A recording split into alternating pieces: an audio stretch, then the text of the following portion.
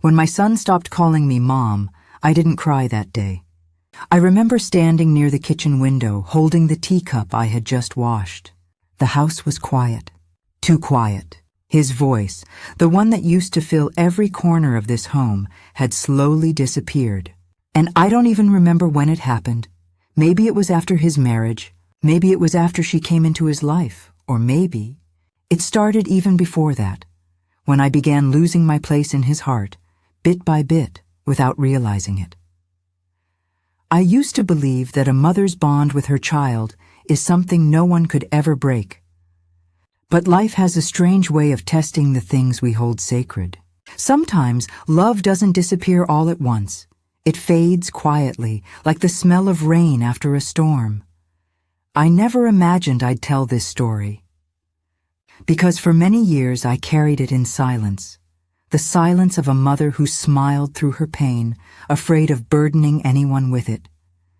But maybe sharing it now will help someone else, another mother perhaps, who's sitting in her home tonight, wondering why her grown son no longer looks back when he leaves. So, this is my story, the story of a mother, her only son, and the day he stopped calling her Mom. I wasn't born with much, but I had enough to live a simple, honest life. We lived in a small village house, 2 rooms, a courtyard, and a kitchen that smelled of cardamom and soap. My husband was a kind man, though quiet. He worked long hours in the city, and I stayed home to raise our little boy, Amir. From the moment he came into this world, my life had purpose. I still remember his first cry, how I laughed through my tears when I heard it. I held him close, his tiny fingers curling around mine, and whispered, "You're my world now." He was such a bright child, curious, talkative, always asking questions that made me laugh. He loved sitting by the window during monsoon, watching raindrops race down the glass. Every time thunder scared him, he would run into my arms whispering, "Ami, make the clouds stop shouting." And I'd hold him tight saying, "They're not shouting, Beta. They're just talking to the earth." Those were the best years of my life. Amir and I had a rhythm. Every morning I'd wake him for school. He'd pretend to be asleep, hiding his face under the pillow. Then I'd tickle his feet, and he'd burst into laughter, shouting, "Ami Baskaro!" When he came home, I'd have food ready, lentils, rice, sometimes his favorite chicken curry when I could afford it. He'd sit cross-legged on the floor, tell me about his day, and I'd listen like every word was a treasure. At night, after dinner, we'd sit under the open sky in the courtyard. He'd look up at the stars and ask, "Ami, which one is ours?" And I'd say, "The brightest one, because you shine the most in my heart." I didn't have riches or luxury, but I had that, the pure love between a mother and her son. Amir grew fast. He was a good student, disciplined, thoughtful. I used to sit beside him while he studied, even though I couldn't read much myself. Sometimes I'd fall asleep sitting there, and he'd gently cover me with his shawl. He once said, "Ami, when I grow up, I'll build you a big house." I laughed and said, "What will I do with a big house, Beta?" "I'll just get lost in it." He replied, "Then I'll live there too, so you never feel alone." I held on to those words for years. Life wasn't easy. We faced hardships, months when money ran short, days when illness came, nights when I prayed for strength. But through everything, Amir was my reason to smile. He made every sacrifice worth it.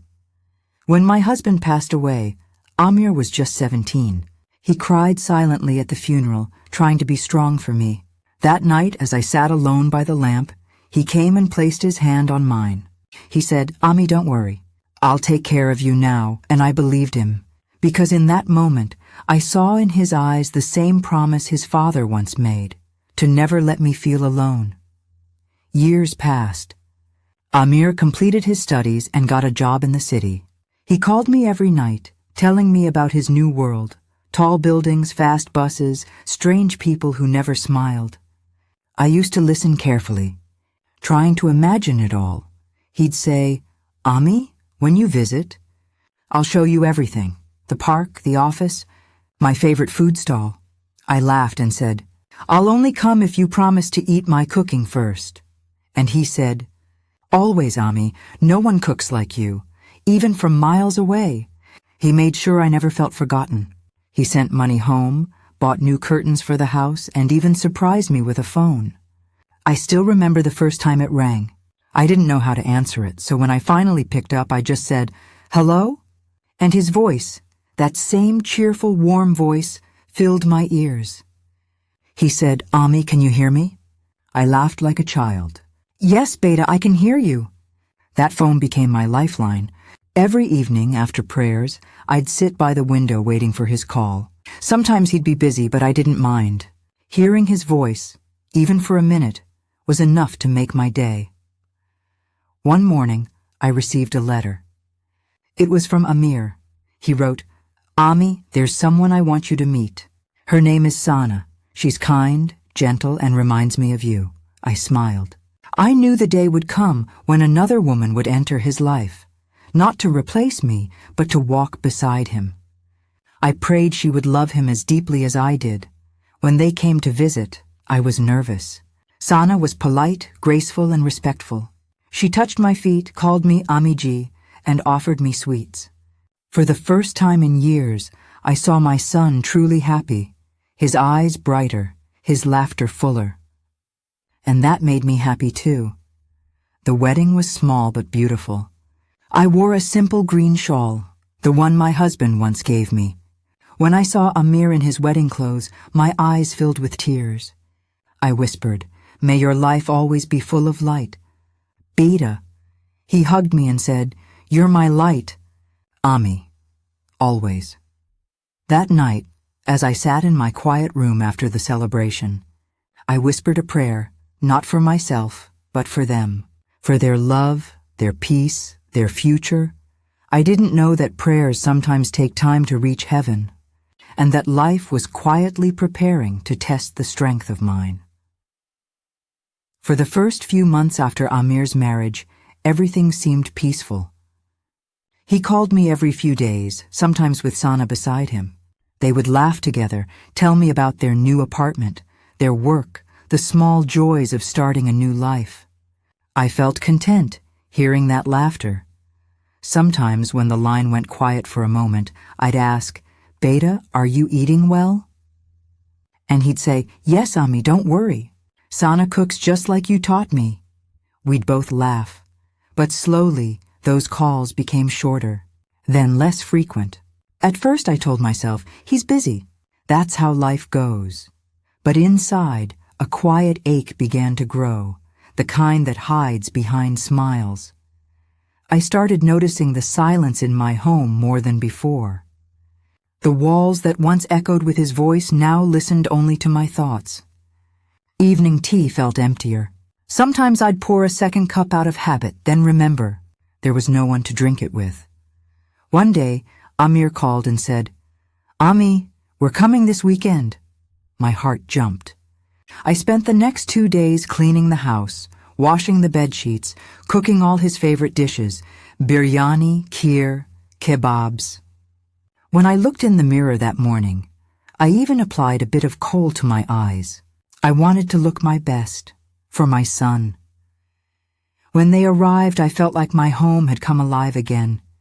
Amir hugged me, and for a brief second, I felt everything was just like before. Sana greeted me politely, smiled, and helped me in the kitchen.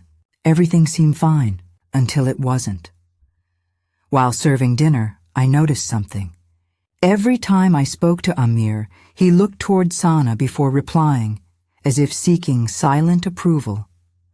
It wasn't disrespect, just distance, like I wasn't the center of his world anymore. I asked gently, Beta, how's work? Are you getting enough rest? He smiled faintly. Yes, Ami, it's good. Then turned to Sana, asking, Did you try the salad? A small thing, but it stung. Later that night, when we sat in the courtyard, I told him about a pain in my knees. He said, You should see a doctor, Ami. Don't ignore it. But then his phone rang, and just like that, The conversation ended. I sat there in silence, watching him walk away to take the call. The moon was bright that night, but my heart felt dim. The next morning, I made parathas and tea. Sana helped a little but spent most of the time scrolling through her phone. Amir came late to breakfast, half-dressed for work, saying, "We have to leave soon, Ami. There's an office event." I nodded, hiding my disappointment. They left before noon. The house was quiet again. I stood by the gate long after their car disappeared down the road. When I walked back inside, the smell of his perfume still lingered in the room. I sat on his bed, touched the pillow where he slept, and whispered, "You didn't even finish your tea." Weeks turned into months. Calls came less and less. Sometimes he'd message, "Busy this week." "Ami, we'll call soon." I'd reply with a heart, or a prayer emoji, even though I barely knew how to use the phone properly. Neighbors often asked, "When is your son visiting again?" I'd smile and say, "Soon, inshallah." Then close the door and wipe the tears I didn't want anyone to see. I began finding small excuses to hear his voice. Once I called just to ask about a recipe. He answered quickly, said, "Ami, I'm in a meeting, I'll call later." But that later didn't come. And slowly, I stopped calling too. I didn't want to sound needy. I told myself he has his own life now. But every night, I'd look at my phone, waiting for it to light up, for that one call that never came. That year, on Eid, I stayed up all night preparing seviyan, setting the table, ironing Amir's old kurta. He used to love wearing it, even as a grown man. But this time, he didn't come. He called the next day. "Ami, I'm so sorry. Sana wasn't feeling well. We couldn't travel," I said softly. "That's all right, Beta. Health comes first." But after hanging up, I sat on the veranda, watching the lights outside fade one by one. I whispered, "Even the moon came tonight, but you didn't." You know what hurts a mother the most? Not when her child forgets to call, but when the world reminds her of it. The neighbors began talking, not with cruelty, but curiosity. "Your son must be doing very well," one woman said. "Yes," I replied, smiling. "He's very busy now." They didn't know that busy meant distant. They didn't know that the proudest thing I once said, "My son never forgets me," had become a lie I told myself to survive. One evening the phone rang unexpectedly. It was Amir. My heart skipped. I pressed the answer button quickly. "Assalamu alaikum, Beta." "Walaikum assalam." "Ami." Just hearing his voice felt like sunlight after months of rain. We talked about small things, weather, food, health. Then he said, "Ami, I wanted to ask something. Sana's parents are coming next month. They might stay with us for a few weeks." I said, "That's good, Beta. Family visits are blessings." He hesitated, then added, "It might be better if you don't come during that time. The apartment's small." For a moment my breath caught. I tried to smile through my voice. "Of course, Beta. I understand," he said. "You're the best, Ami," and hung up. I sat there staring at the dark phone screen. I whispered, "The best, but not needed." That night I couldn't sleep.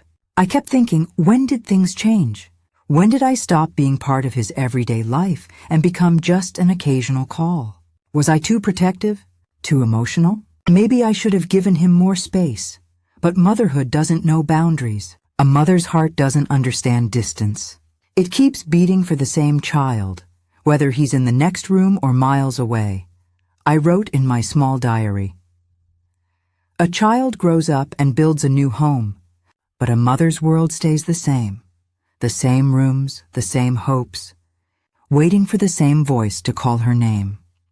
A few weeks later, I called Amir to ask if he received the parcel I sent, some homemade pickles and a hand-knitted sweater. He sounded distracted. "Yes, Ami, I got it. But please don't send so many things next time, okay? Sana says the kitchen's too full." I laughed softly to hide my hurt. "All right, Beta, I'll send less."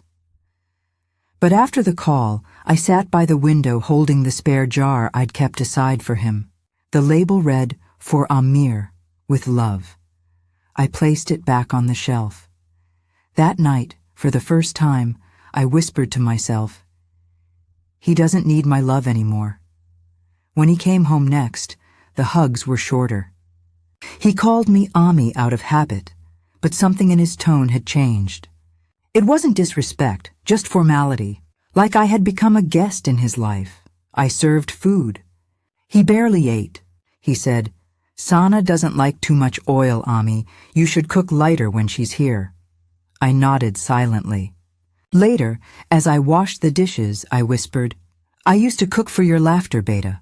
Now I cook for your approval." Soft background piano fades in. Long, reflective pause. That night, as I watched him sleep, I wondered, is this what motherhood becomes? A long story of loving someone who's already moved on, but somewhere deep down, I refused to believe it. I told myself, this is just a phase. He'll come back. He'll call more often. He'll remember that I'm still here, waiting, praying, loving. Time moved forward, but my heart stayed behind, stuck in the days when my son used to call me Ami with love and laughter.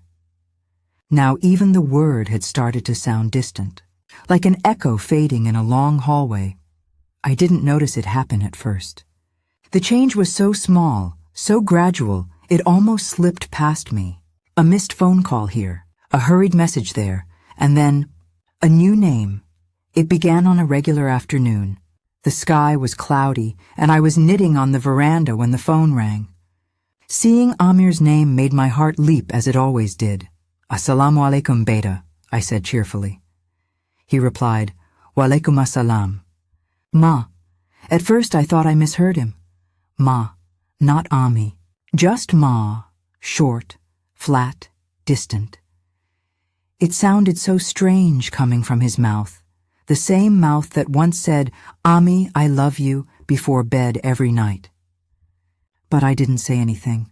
I didn't want him to think I was sensitive about small things. So I smiled through my voice and said, "How are you, Beta?" He said, "I'm fine, Ma, just checking in." That word, Ma, repeated again and again through the conversation. It felt like someone had quietly replaced my name in his heart without asking me. When the call ended, I stared at the silent phone for a long time. I whispered the word to myself, "Ma." It didn't sound wrong, but it didn't sound like me either. After that day, he never went back to calling me Ami. Every time he called, it was Ma. A small word. But it carried a big distance. Maybe it was Sana's habit. Maybe in their city life, Ma sounded more modern, more fitting.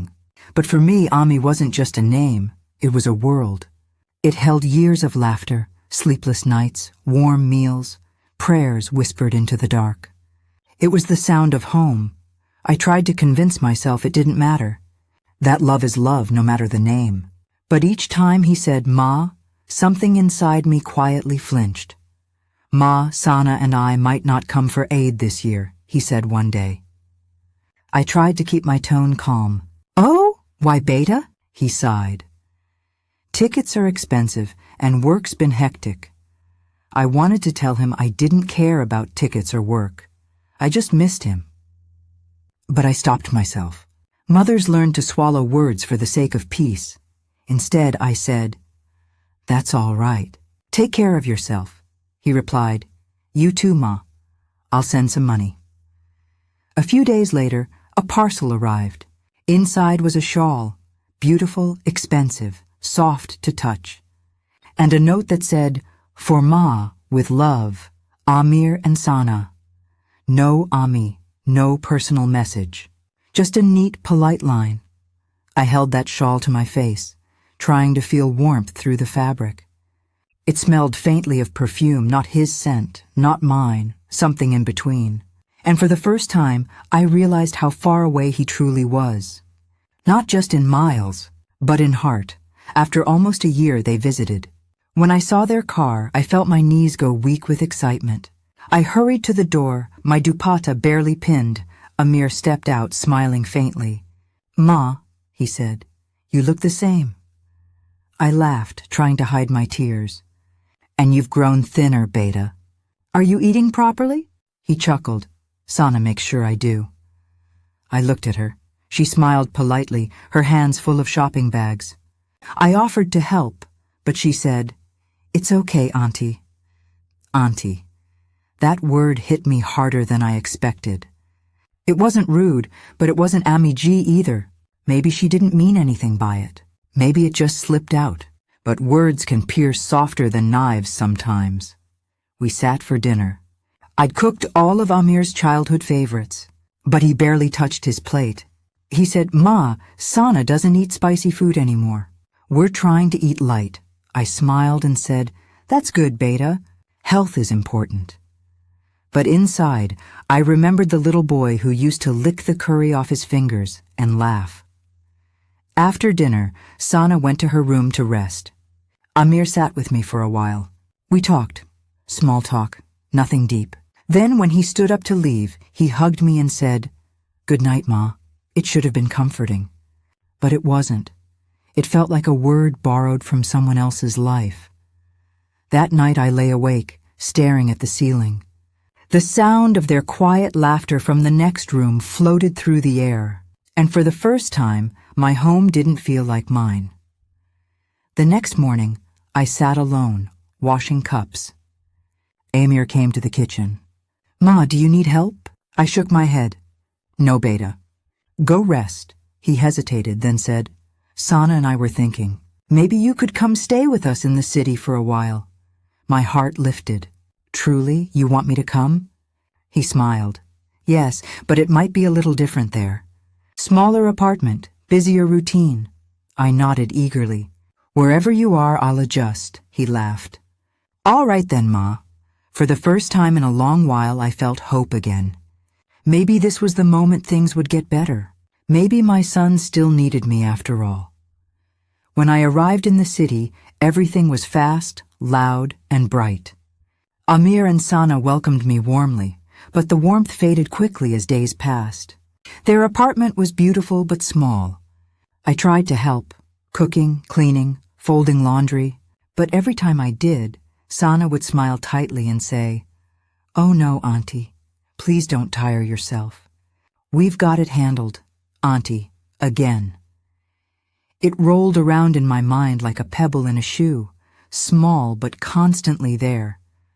I noticed that Amir rarely talked to me for long. He was always on his phone, busy with work calls. When we did talk, it was about bills, groceries, routine things. Never about feelings. Never about us. One evening I tried to tell him how lonely I felt. He interrupted gently, saying, "Ma, you worry too much. Just relax, okay? Enjoy your time here." I smiled, but a part of me knew I wasn't part of his world anymore. I was just visiting. One morning I overheard Sana talking on the phone. She laughed and said, "Yes, Ma, everything's fine. Amir's mom is here for a few days. She's sweet, just a little old-fashioned." Her words weren't cruel, but they drew a line between her mother and Amir's mom. Later that day, as we had lunch, Amir said something that broke me quietly. "Sana's parents might visit next month, Ma. We'll have to adjust space a bit." I nodded. He added, "Actually, maybe you can stay back home for a while till then. It'll be easier for everyone." The way he said it, calm, practical, told me he had already decided. I didn't argue. I just smiled faintly and said, "Of course, Beta. I was planning to go anyway." He looked relieved. Relieved. That evening, as I packed my bag, I heard him call out from the other room, "Sana, did you see Ma's shawl?" That word again, Ma, but this time I heard it differently, not with affection, not even with distance, just habit. And in that moment, something inside me went still. He didn't mean harm. He didn't mean to hurt me. But I realized that the boy who once clung to my hand had grown into a man who no longer needed to hold it. At the station, Amir hugged me quickly. "Take care, Ma. Call when you reach." I smiled. "I will, Beta." He looked distracted, checking his phone, waving goodbye. As the train began to move, I looked out the window and whispered, You didn't even call me Ami once." The platform faded behind me. So did his face. The world outside blurred with my tears. But inside, something shifted. Not anger, not bitterness, just acceptance. Quiet, painful acceptance. Soft, emotional music fades in. That was the day my son stopped calling me Mom. Not with words, but with his heart. As the train moved farther from the city, I felt both heavy and light at the same time. Heavy with memories, light because there was nothing left to prove anymore. The shawl he had given me lay folded neatly in my lap. I ran my fingers over its soft fabric, remembering the first time he said Ami. That word used to hold my entire world, but now it was just a memory I carried quietly, like an old photograph that had started to fade. Outside, the sky shifted from gray to gold. Evening sunlight poured through the window, warm and forgiving. For a brief second, I felt something loosen inside me, the tightness I'd been holding for so long. Maybe love doesn't disappear. Maybe it just changes its shape. When I reached home, everything was exactly as I had left it. The chair by the window, the framed photo on the shelf, the little cracks in the wall. Nothing had changed, and yet everything had. I placed my bag down quietly. The silence was both a comfort and a weight. I made tea for myself, slowly, the way I used to make it for him. 1 spoon of sugar, 2 of love. That's what I used to tell him when he was small. Now I sipped alone. The first sip burned my tongue a little, but I smiled through it. Because that's what mothers do. They get used to warmth that hurts. That night, I opened my old diary, the one I hadn't touched in years. I wrote slowly and carefully. Maybe love doesn't always look like it used to. Sometimes it's silence. Sometimes it's distance. Sometimes it's letting go quietly, without bitterness, without blame. Tears blurred the ink, but I didn't stop. It felt like I was writing my way toward peace. When I closed the diary, I realized something. All my life, I'd waited for love to come back in the same form it left. But it doesn't. It never does. And that's okay. A few weeks later, my phone rang. It was Amir. "Assalamu alaikum, ma," he said. The same word, ma, but this time it didn't sting. It sounded softer, maybe because I had stopped expecting it to sound like Ami. "Walaikum assalam, beta," I replied. He said, "I just wanted to check if you reached safely." I smiled. "I did. Don't worry." He hesitated for a moment, then added quietly, "Ma, thank you for visiting. Sana really appreciated it."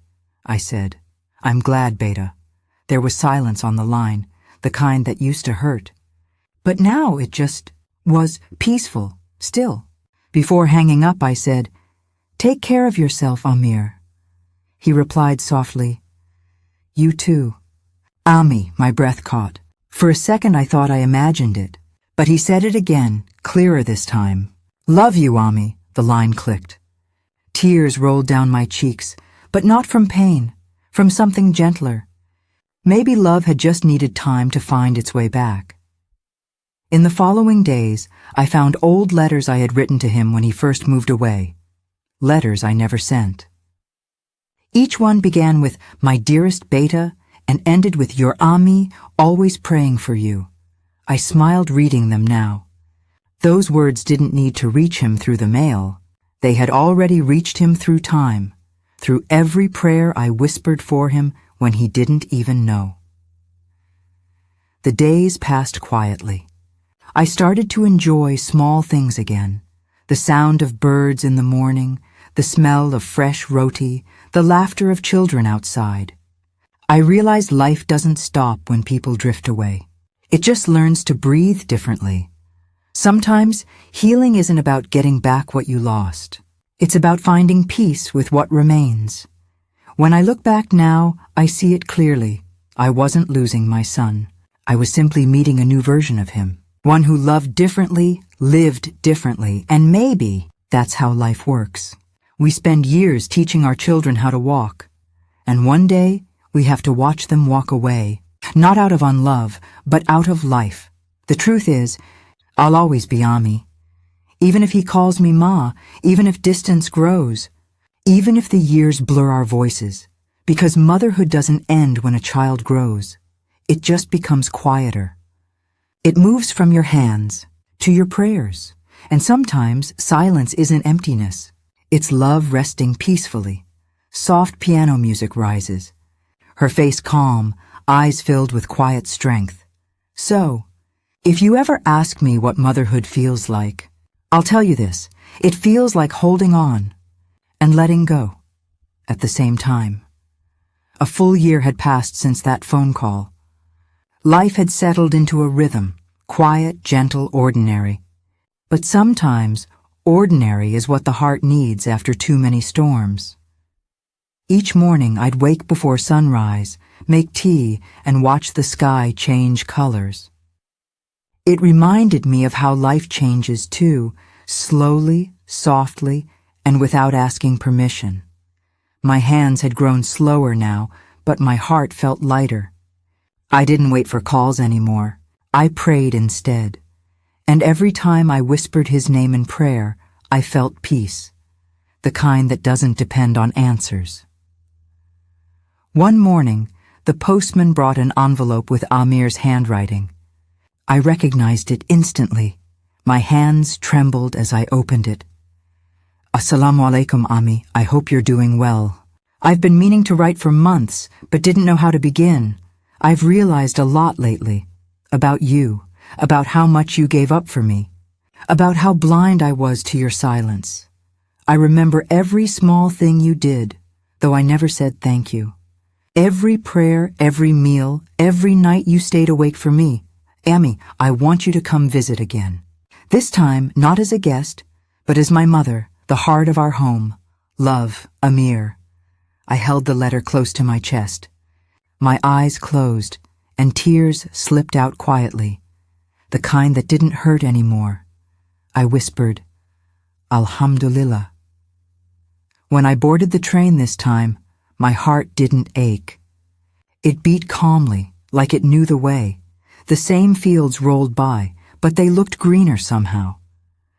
Or maybe I was just seeing them with softer eyes. I wasn't going back to demand anything.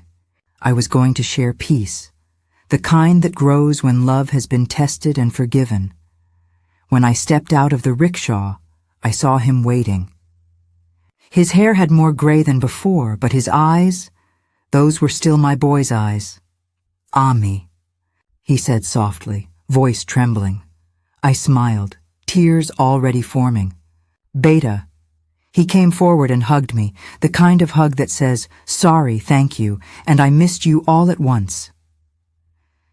Sana stood beside us, smiling with warmth, and their little girl, my granddaughter, peeked from behind her mother's sari.